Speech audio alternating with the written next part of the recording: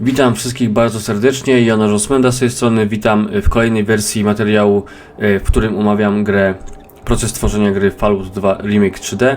Jesteśmy w tym momencie w opcjach i są dwa pokrętła, które posiadają zmiany.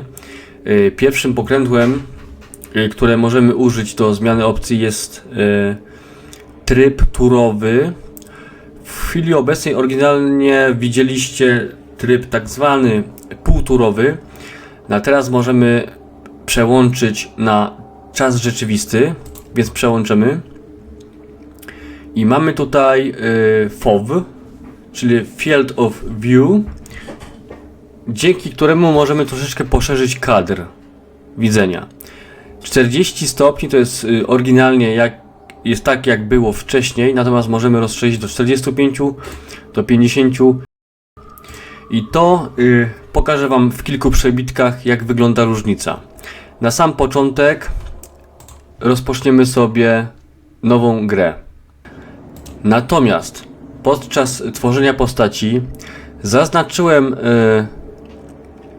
licznik punktów postaci oraz umiejętności, ponieważ osoby, które dopiero pierwszy raz mają styczność z Falloutem, mogą nie wiedzieć, że należy je wszystkie wykorzystać. Wówczas, jeśli ich nie wykorzystamy i próbujemy przejść dalej, mrugną nam, że są jeszcze one do wykorzystania.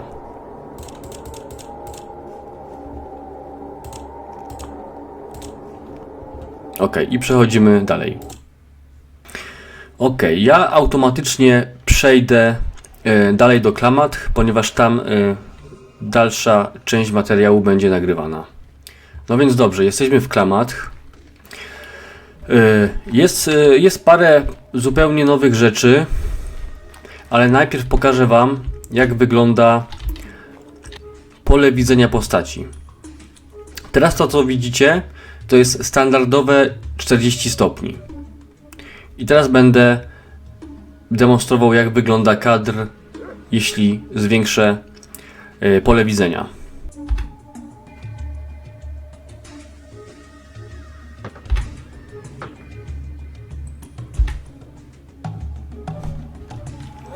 I to jest maksymalna szerokość.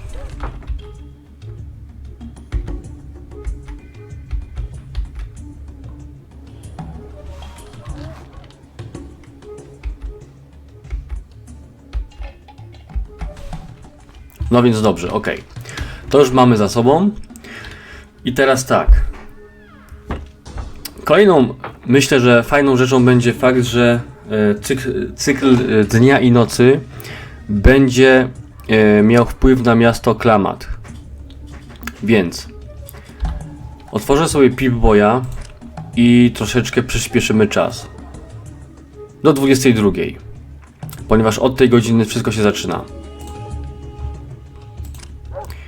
No więc tak, zwróćcie uwagę, że nikogo nie ma na ulicy. Każdy mieszkaniec Klamath, który posiada dom, właśnie do niego się przeniósł.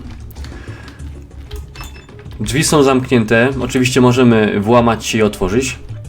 Natomiast biednego Sulika wyprosili z baru Bucknerów, ponieważ on tutaj nie mieszka, on tylko odrabia pieniążki, jak wiecie. Thor pilnuje graminów swoich. Tutaj część mieszkańców sobie się ogrzewa w nocy. Przejdziemy sobie kawałek dalej. Tutaj jest pewna rodzinka. I teraz tak, możemy się skradać.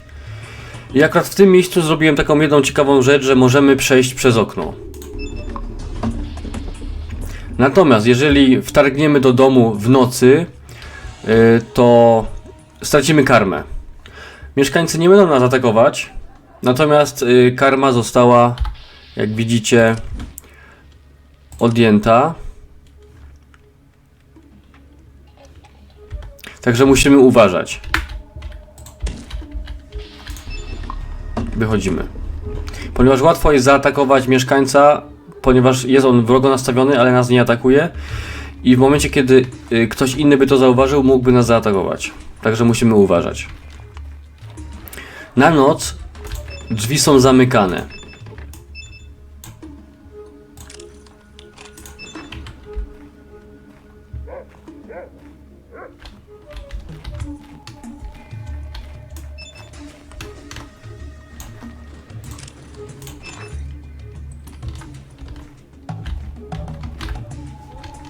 Okej. Tutaj kobitka uciekła. Okej, w porządku. Bar też jest zamknięty, ale możemy go otworzyć. Jeden człowiek tutaj jest. Pilnuje. No więc tak, jeżeli przyspieszymy z powrotem czas,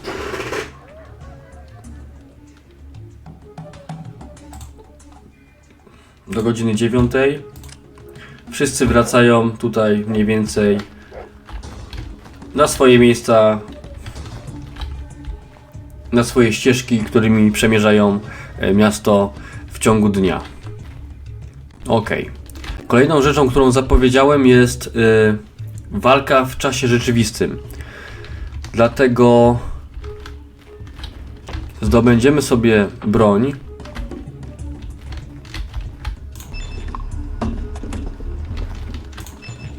Weźmiemy zbroję.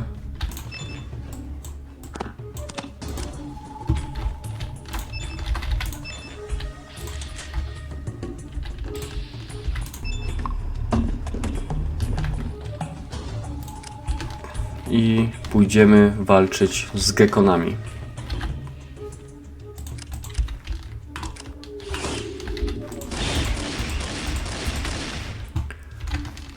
Uważam, że jest to dość trudny tryb, ponieważ gekony też szybciej atakują.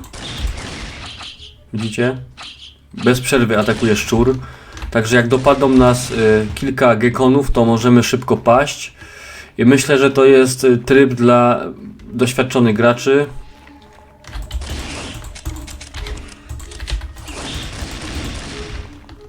Także mam nadzieję, że komuś się to spodoba. Pewnie tak.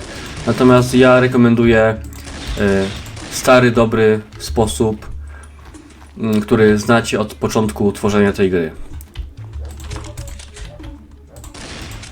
Ok, no dobra. To jest wszystko, co zamierzałem wam pokazać. Ja opuszczę sobie te łowieckie tereny i będę się z wami żegnał. Na razie, do następnego. Trzymajcie się, cześć.